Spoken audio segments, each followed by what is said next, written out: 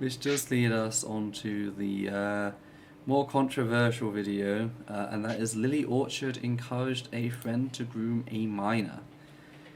Uh, Because the whole response to this has been really interesting. Um, First of all, I got a response by someone who tried to police my content. Now, I don't know if this is genuine or if they're saying this to try and get me to like do something else.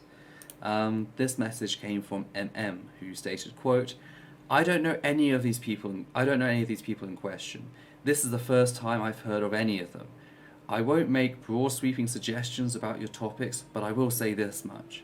Maybe pick some more prominent figures in the public eye to talk about. Some pedos being pedos and being pointed out for doing so isn't going to change the fact that others are going to defend them because they disagree with the premises you present as refuting their being non-pedos. All that aside, maybe talk about some public or leaked statements of government figures this subject is just so because like this subject is just some serious online deep dive that most people don't know or care about. If you want to take down, if you want to make a takedown for pedophilia, try doing so without bringing these unknown, unimportant, unimpressive people into the mix. They don't affect the broader society, which itself it has a much larger pedophilic abuse problem than just this whole fucking brony thing." End quote. Lily Orchard has over 100,000 followers, many of whom are minors, many of whom are vulnerable. Um, it's not unimportant to talk about. There's this whole idea of like, if they're a government official or public figure, they're already being talked about. And yeah, I can do that if I had the time and the energy. Uh, no one is really doing good coverage of people like Lily Orchard, for example. With Lily Orchard, you have one option, and that's going to very, well, shall we say, transphobic voices. Like a lot of the people who are covering the paedophilia stuff in relation to Lily Orchard are on the far right, um, and like that's a problem because the evidence is there and the evidence stands apart from them. Um, so the whole point of us going through and doing this is putting stuff in a place that is accessible to queer people because as we discussed in the video that will be coming out, like it's specifically queer youth she attracts with her stuff, and then she sexualizes their parasocial relationship with her. So I need to create space where queer folk can be aware of this, they can warn others about this, and they can get people away. That's the thing here. Or if someone has been abused by Lily, they can get the support they need. That's important. And like just saying, oh, well, I don't know this person. Okay, well then move on, find another video. This matters to me. I've Uh, had so many messages from people in my videos about Lily saying thanks because either they were mhm. getting out of the Lily Mine prison or they were just about to enter into it and Yeah, I've just had the dodged the same. bullet. And like so many messages from people saying, I'm working through the trauma and like real talk, I've been replying to these people from that trauma saying, I know exactly what you mean. I'm dealing with it. My friends are dealing with it. It's intense. The stuff that, like even without the grooming, just the emotional abuse and the gaslighting alone is intense. And then you add the grooming on top. It's Yeah. the idea it's not important, Right. especially as someone who was raised by YouTube. What happens on YouTube is really fucking important. Mhm. Yeah.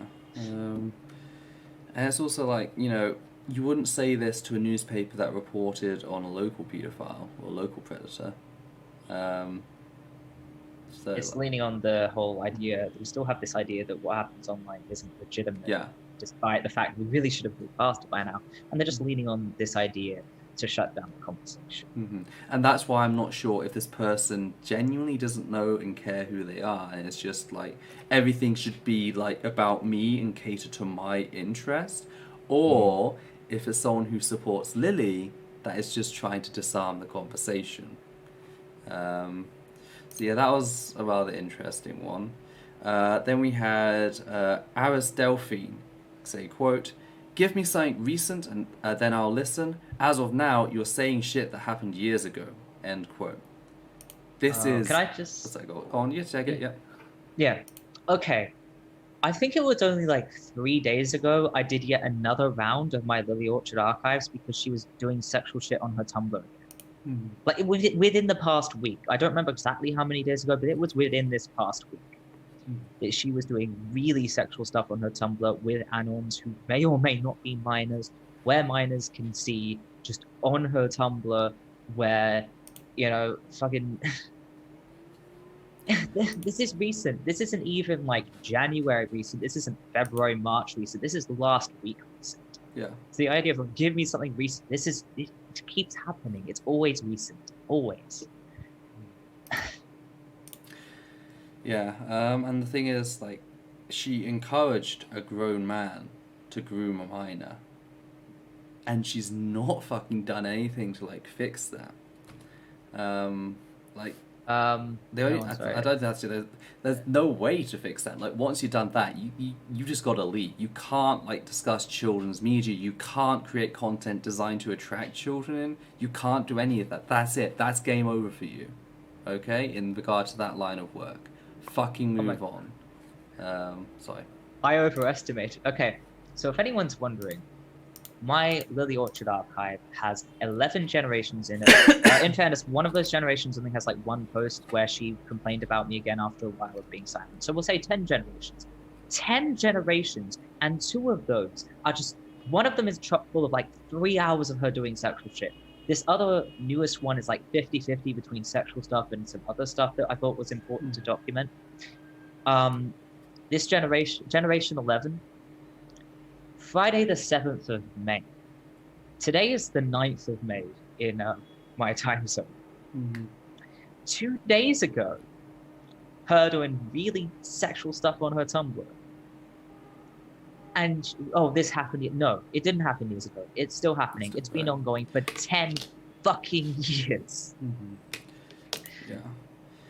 Yeah. Then we had Hot Pocket, who came out and stated that, quote, "I feel like in most cases people have forgotten what change is regarding the situation entirely.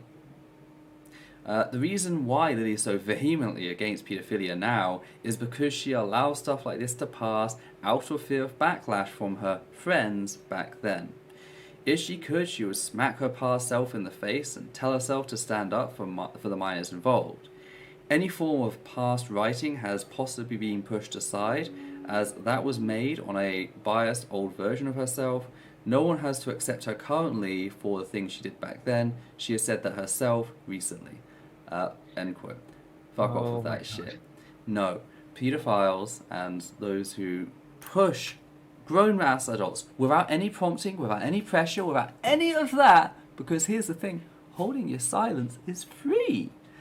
She went out of her way to make the post pushing Josh to groom a fucking minor. No one fucking forced her to do that. No one... I say hold a gun to her head, and like she laughs at that, but no one fucking did that. There was zero pressure to do that, okay? There was no pressure. She could have bit her tongue and just said nothing, and that would have still been bad enough, but at least, it's not going out of your way to like push and, encourage someone else to groom them. She had the whole argument, and you got it quoted later. I will quote it later, that's what I'll come to later. Yeah. But here's the thing. If she really wants to fix things, fuck off. Stop talking about children's media. Stop luring in children with thumbnails designed with very specific designs of characters that are very appealing to children. Stop doing that shit to lure in a child audience into a situation where you hypersexualize the environment. She is... No, she hasn't fixed anything, and she doesn't get to fix it. You don't get to one day tell an adult to groom minor and then become a social worker the day after, or work in those fields. And the same is for this. She doesn't get to do that. There is no coming back from that in this regard. Like, if she fucked off and worked on something else and tried to like forget it, okay, we could have a conversation about that, etc. You know, but that's not what she's doing. Okay. Here's the thing as well. Because I have these archives, I happen to archive her response to this on Tumblr, and it's very flip-flop. She starts off with an unknown ask, which I'm 99% sure she sent herself as an excuse to talk about this without actually acknowledging the video, where she said, whether like, oh, is there anything you look back on and think, yikes, I wish I never did that? She says, when I was friends with Josh, I went along with his really horrible jokes, like his casual bigotry and his joke relationship with Inkros. And she's saying, oh, the whole group went along with the joke and I went along begrudgingly, which like, no, bullshit. We've all seen your post. It wasn't begrudging. You were gleeful about it, like ridiculously gleeful and like weaving in all these justifications and normalizations and stuff. That wasn't a fucking begrudging accident. And then there's another anon ask, which was definitely not from her, being like, oh, you were in a coercive friendship at the time, so you can't be held accountable. And she does this huge thing about how she doesn't see it that way. And like, it was bad and no one should forgive her and she should be, held accountable about it forever. And then her relationship with Ginger comes up and suddenly she changes tack, downplaying any concerns about that, and then downplaying concerns about older adults dating 18-year-olds in general, and talking about how it's infantilizing adults. And so, 1 minute she's like, this is really serious and no one should ever forgive me. And then she's basically using the same rubbish. And then of course later on, as we'll cover, she goes on to make a whole bunch of excuses about her behavior anyway. So that whole thing of, you shouldn't have to forgive me, what I did was terrible and it should be a black mark on my record forever. Well, apparently she doesn't think that just a few days later. Yeah. Anyway, and here's the thing, like, how is people supposed to know unless other people talk about it? And here's a question, who would she rather talk about it? Me, someone who's going to fact check everything, and be very thorough and be very upfront with my sources, or some other person on some other site that I will not mention. Yeah. Then we had Benny Wanders. You are speaking over a substantial subset of survivors in how you treat all fictional works about abuse, regardless of framing or context, as equally dangerous. I understand that you're also a survivor, but the stance you are taking here is both known to and regularly used as a method for directly harming huge swathes of survivors. A work with themes of abuse, encapsulated with "this work is about abuse," is fundamentally different than that same text, because things understood to constitute abuse are understood to be evil. Likewise, showing murder in fiction does not automatically encourage the audience to condone murder. End quote. Here's the thing: I never said that all fictions about abuse, regardless of context, are dangerous. I am specifically going to be talking about the Stockholm series, which glorifies abuse, and the takeaway message of that book is, if you are a partner to someone who is sexually assaulting children and you call mental health services or the police to get something done, you are a fair weather friend, because you didn't stick with your partner through thick and thin. And this is a message Lily hammers in all the way.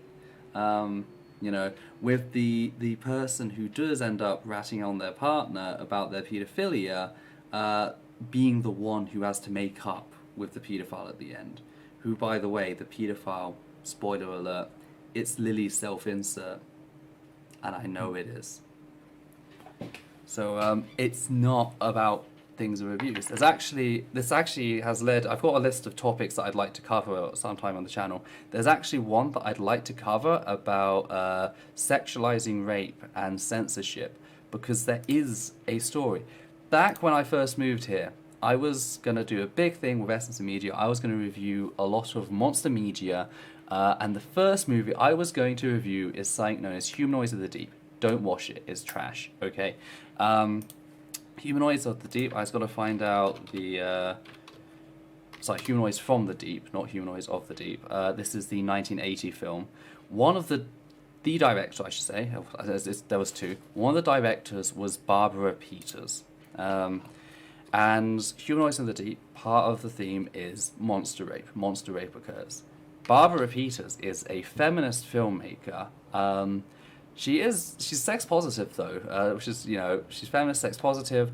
She convinced an Israeli porn an Israeli sponsor for what was supposed to be a lesbian porn film to actually turn it into one of the earliest positive depictions of lesbian romance in film, like a full-on film with narrative and story and everything. It's actually really what's the word I'm looking for? It's really emotionally pulling at points because the characters are actually really well constructed. Like, she is feminist, she's sex positive though. However, when it came to this, she knew, I'm depicting monster rape. This is a horror film. It is going to be horror. Okay? There is a difference between that and what happened to the film. Because what happened to the film is I think it's the executive producer. He's really famous. Roger Corman, that's his name, the bastard. Roger Corman came along. He saw how Barbara Peters had done what she could with the story, the plot, the budget, etc. And they saw the rape scenes, and he went, this is not sexy enough. And he decided to refilm all those rape scenes in a manner to make them sexually titillating, without telling Barbara, who only found out at the early screening of it.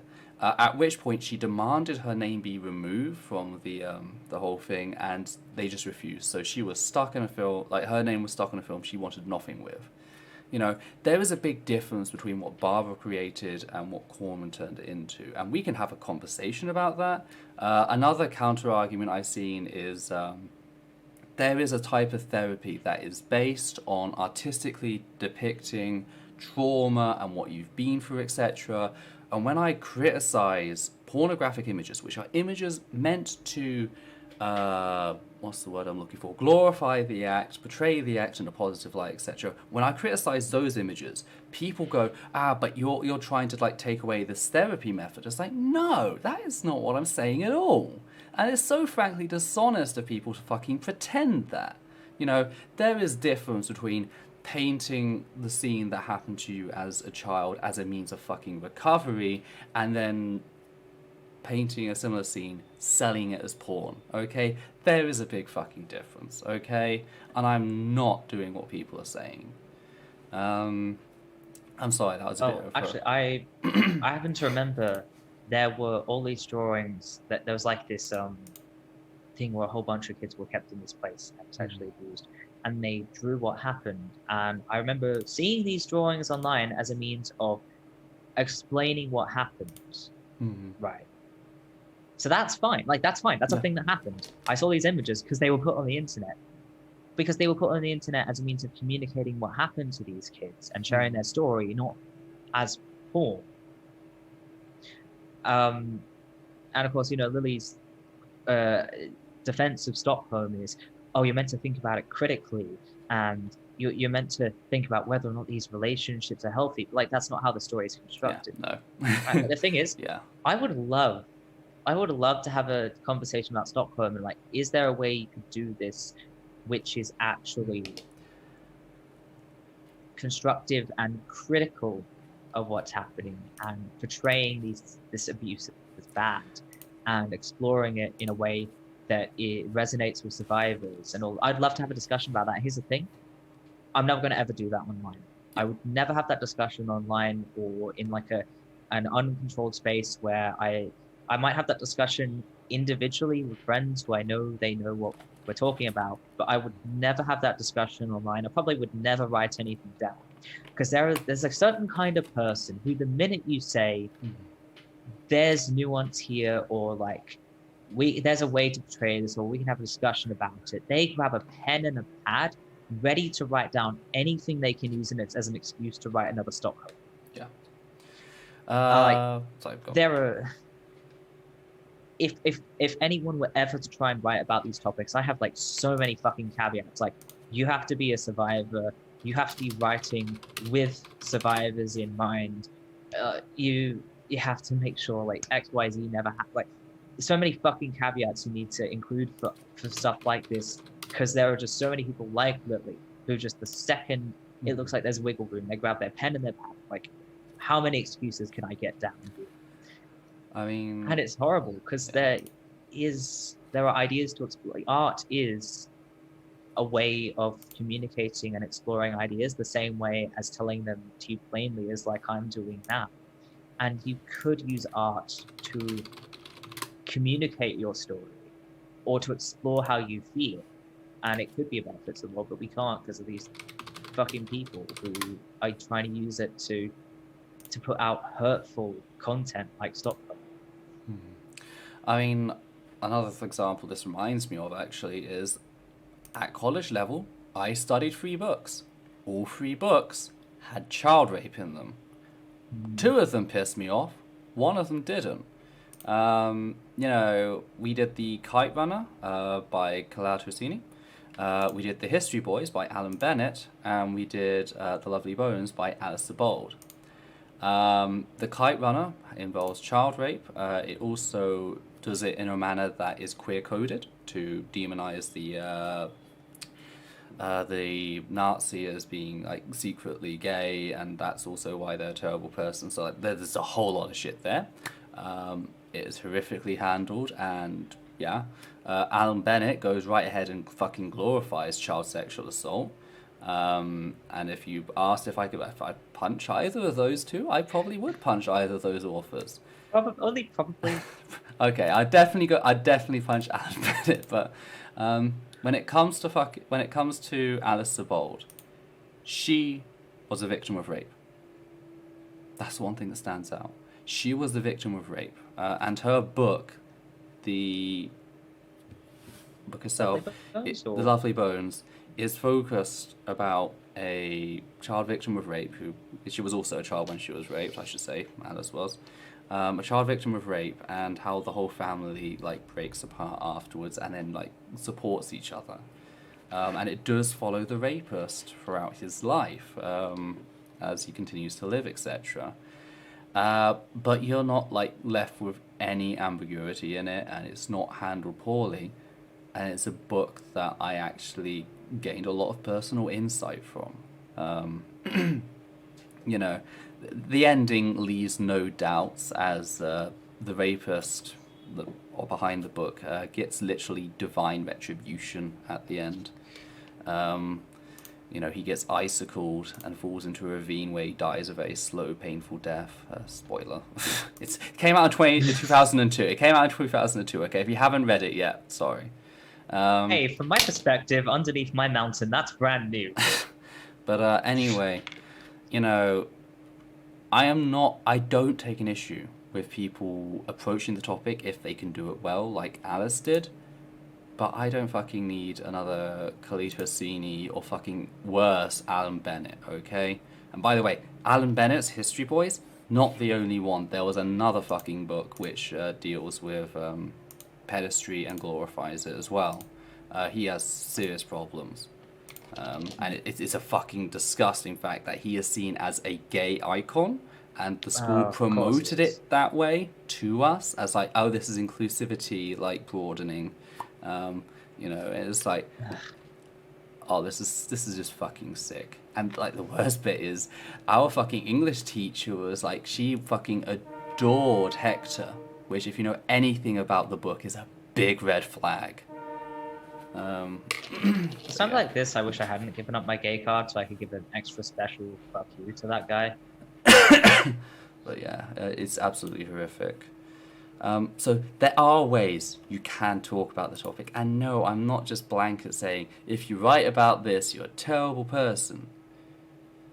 First of all, we didn't even talk about Stockholm in that book, so it's quite clear that person just turned up, heard about Stockholm, and decided to write like that. We only talked about Lily pushing Josh to fucking groom a minor. Which nearly worked, by the way. Which nearly worked, yes. So,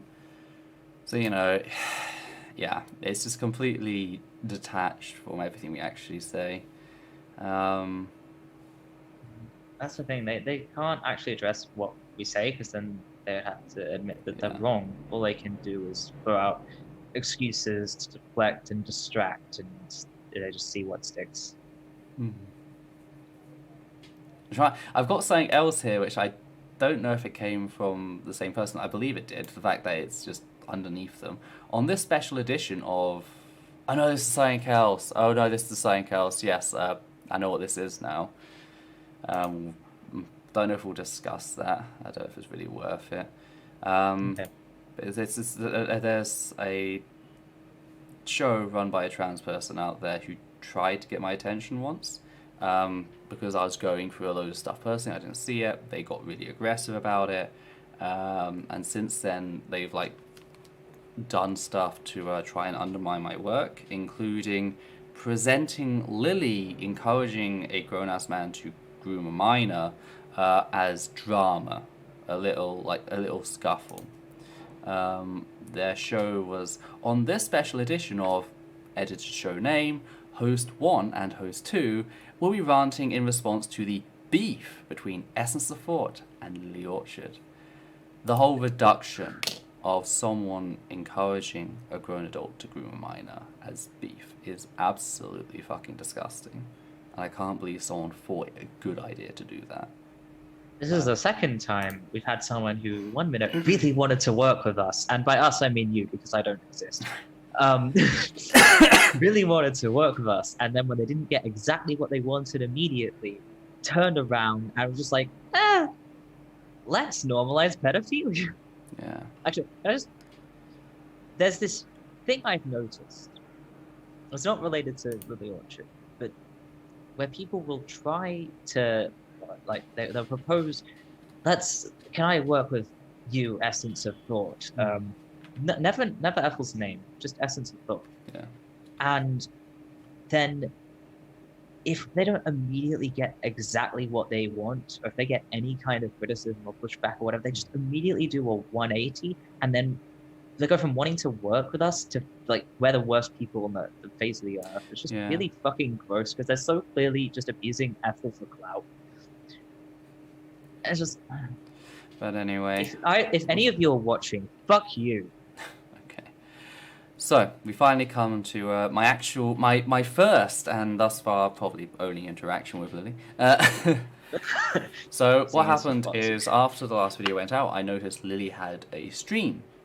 And that stream was Kingdom of Hearts, and I turned up. And I noticed this stream was Kingdom of Hearts, children's game, all about children's IPs, etc. And in the description, it stated that it was Lily encouraging the her audience to engage with her sexually. And first thing I did is log out, and I see, the stream isn't age restricted at all. So she's streaming a children's game, not age restricted, encouraging people to engage sexually, and I pointed this out. The fact that I was taking evidence of this, she argued against it in the stream, really viciously. I'm apparently a TERF, according to her. I'm a TERF, I'm a transphobe. While she was misgendering me, I should note, which great look. But she slyly edited the She slyly edited the thing without acknowledging the fact that she'd done so, to remove the fact that, again, she was encouraging people, including minors, because there were minors in the audience, as we have evidence of, and we'll be discussing in the next video. As I spotted. As you spotted. There were minors in the audience, and she was encouraging them to engage sexually with her. So, after that, she takes to Twitter, and she decides to come for me. She actually unblocks me. She had me blocked after the video shortly went out. She unblocks me, and then she comes in because I stated in response to someone else, quote, the fact that Lillian Orchard took time to explain how she wasn't joking, the fact how she's conveniently ignoring this entire time, A fact she's conveniently ignored this entire time, refusing to show you what she actually said because it reveals just how much of a liar she is. Nobody held a gun to Lily's head. She chose to do this. Now, of course, this is like end quote. Now, of course, this is in relation to the encouraging Josh to groom Inkros. To which Lily actually came out of her Twitter and decided to respond with, quote, "The gun to head defense, because as we all know, all abuse is physical. If I believed you cared about the situation at all, I would talk with you about it because it's actually from a painful part of my life from an abusive former friend. But you don't. You don't really care." End quote. Now I responded to this with, quote, "That's why, in spite of promoting you in my video discussing my own experience of being groomed in the furry fandom, a frankly soul-crushing video to make, I chose to remove it because of the danger you pose to at-risk minors. Because I don't care, apparently." End quote. To which she responded, quote, "You're just on this kick for the sake of grinding an axe. I remember you, dickhead. You had a fucking tantrum because I said the Q slur was bad. This isn't fucking difficult. It shows that you removed a video highlighting red flags just to stroke a hate boner over nothing." End quote. To which I responded, and this is where the evidence comes in, with, quote, "Actually, no. That video was planned before I found out found out what you were. Hell, I still have the original script, which avoided the word queer altogether. Look at the look at the editing date. I turned hostile because I found out you were a child grooming piece of shit." End quote. And the script I showed on screen, which, if any of you have seen my queer video, we have a €2.99 donation from Jolly Fritz. Thank you very much. That is much appreciated. If any of you see my queer stream, I do not hold back on the Q word at all. I go all in. I like pointing out, Lily is like just making shit up here. I really go all out. Here is the original script I was writing before I found out about what Lily was. So, yes, anyway. This is last edited on the 27th of December 2019 and reads, quote, "Now before I continue, I'd just like to note two things. First, don't spam Lily with this video. I'll be sure to drop it off as I usually do, and that's it. Lily has a lot of work, and having come out as trans on YouTube around the same time as her, I know what criticism generally entails. If she doesn't want to engage me on this topic, that's fine by me. Another thing you might have noticed is that whilst I use the Q word in the title to make this conversation easier to find, I'm not doing so in the video. The exception to this will be when I'm quoting something or when I'm introducing a term or label derived from said word. But in general, I decide to do this and to try and make my video as comfortable for those reservations about the term. Lily is clearly hurt by the label on a personal level, and nothing in this video is trying to change that. But her knowledge on the subject in general leaves a lot to be desired. But just as I stopped using the word to refer to a specific person at university, I won't use it in a video primarily made as a response to Lily. And I'd ask that you be considerate in doing the same in the comments below. So with that out of the way, let's continue. Thank you, the Tea Party, for donating £5. That is wonderful. It's really appreciated. Jolly Fritz says, "Thank you for your good work." And the Tea Party said, "Great show so far. Thank you for what you do." Thank you for your donation. Thank you. It will go ahead and it will pay for the Zoom call, which we do, which keeps the audio really good. So thank you very much. So as we can see from that, before I found out about the paedophilia thing, I was going to approach the queer video completely differently to how I did. When I found out, I was mad, and I was like, you know what, I'm not going to fucking go out of my way to make a paedophile feel comfortable about the word queer as she fucking lies about it. I just don't have the time and effort to do that. But before I knew that about her, I was going out of my way to make her fucking comfortable. So... That's interesting as well. Sorry. This is when we were talking, we had met, I think 2 weeks ago is when we started talking directly. And I was actually saying, you want to be really careful about how you approach Lily because she gives a lot of harassment online. A lot of people were like twisting things, and then you brought the stuff to me, and it took like 2 seconds for me to go from Lily has some problems to Lily is the worst person on the planet. To be clear, after I did my own investigation, it wasn't ethical like brainwashing. That's what I was about to say. Literally, I mentioned, hey, I've been looking into some stuff and it's kind of alarming. Do you know anything about this? And then you did your own fucking thing, and we came back together and we compared notes. And it was like, oh shit, what have I done? I included this video in my video about the furry fandom. I just promoted a fucking predator in a video about her not being a predator. You know, so yeah, and like, it took us a while. I thought it was just like basic rumor. We'll have to go through this, and then like the evidence started mounting. It's like, okay, I've got to nuke that video. That video's got to go. The risk of one person from my audience going to her fucking channel is too much. So I just nuked the video. So anyway, I supplied the script which showed the last editing date, so she could see I had not fucked around with it, because it's on Google Documents. It's not on my computer. It's not like I can change the thing at the bottom and like so it looks like it was edited at a different date. It was online, edited online. She saw this, and she blocked. So she was completely lying about the idea that she was looking for a good faith conversation. She wasn't. She only came out of her little shell when she thought she could dunk on me and make me look like I was just a frothing transphobe coming after her. When I could show evidence, because I always show evidence, that is the defining quality of the channel. When I could show evidence, she went right back to blocking. But yeah.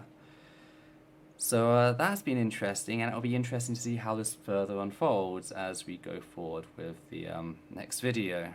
But it has been 4 hours. You can probably see from how shiny my skin is in the video. We can't have the AC on because it's a very noisy AC. So I've been sitting here for now 4 hours in the ever-growing heat. So... I'm sorry. Is there anything you'd like my to fault. It's not your fault. Is there anything you'd like to say? Like, is there anything you'd like to say on this? I imagine we'll be revisiting that my it. Deep dives in, especially into the One Nation story, in a country that most of you probably don't care about, was more interesting than an annoyance to sit through. Luckily, when the stream gets posted like properly, the sections will be timestamped, so you can just skip over that if you want to. It might be timestamped tomorrow. I don't know what I'm going to be doing for the rest of the night. Valid. It will eventually be timestamped. If you're watching this a week from now, then hopefully you just skip over. That's the thing, Monday, Tuesday. She never links any of the work of the people who criticize her in genuinely good faith. She'll send herself anonymous questions to her Tumblr, framing conversation in a very nice way for her, a very easy way for her. That's what she does. She likes to construct this public narrative. So yeah. Yeah. And that's just like, it doesn't matter. Like, so many of the people, so many of Lily's fans know that if they question her, she'll do exactly what she did to me or what she did to Levi. She will just smear them. That's what the Lily Mind Prison is. It's a load of controlling methods that she uses, and she makes people genuinely afraid of her. It's not just fear, but like also just like she makes you question your sanity. Yeah. Like one of the arguments she made with me and my criticism was she said one of my criticisms was like, oh, maybe one way Lily could have handled the writing contest is she could have had one which was more inclusive down the line, or one that focused on a different identity down the line. And she's like, oh, you should have known I was going to do that. Except I was criticizing her a year later and she hadn't done that. So she's expecting you to go back to the beginning and imagine she did things in the best way she possibly could and judge that rather than judging what she actually did. It is like this ridiculous expectation on how you view her, and this ridiculous amount of control on how you view her and how you talk about her. We have a $5 donation from Painted Dead who says, "Shiny stream. What I learned from streaming is to turn the AC low as you can handle before as low as you can as low as you can handle beforehand and let it slowly heat up." Yeah. At least I don't make mistakes like certain people without AC. Yeah. Anyway, but yeah. You never know. It's not winter for you yet, is it? There's also a sense of entrapment because, again, like most of the people that are attracted to these content, and like I can't blame them for this, are queer folk, abused folk, people like this. They're looking for a sense of community, and they might not be happy with like assimilationist circles, etc. And that is one thing like that really suckered me in. I thankfully was only a fan of Lily Orchard for about 2 months. I found her content, I binge watched her content. I was really impressed with her stuff and like Blame and Groom. I included her in my video on grooming, and then I discovered what the fuck she actually was. So it was like 2 months, but like what really drew me fucking in was her staunch, seemingly anti-assimilationist. I mean, like the whole thing with queer is very assimilationist, but otherwise she is like staunch. She makes a big display. She doesn't back down, etc. She doesn't let people push her around. So like I thought that's like really empowering to see that, and I can see why victims of abuse or people from the queer community could be attracted to that. It's a sense of strength you are denied in most other places, but she's a fucking predator as well. So yeah. Oh, excuse me. I'm a bit gassy all of a sudden. But yeah. Final thoughts? Lily Orchard is the absolute worst, and I hope that she ends up getting what she deserves for abusing me and all of my friends. I honestly... And also everyone else. Sadly, we live in a system that's not going to fucking do anything. But it's not, but I can still hope. I know, we can still warn people. I just want to highlight the fact that this is someone who's managed to abuse me and all of my fucking friends. Like, all of them. Admittedly, I did a couple of them through Lily and like... But like, still...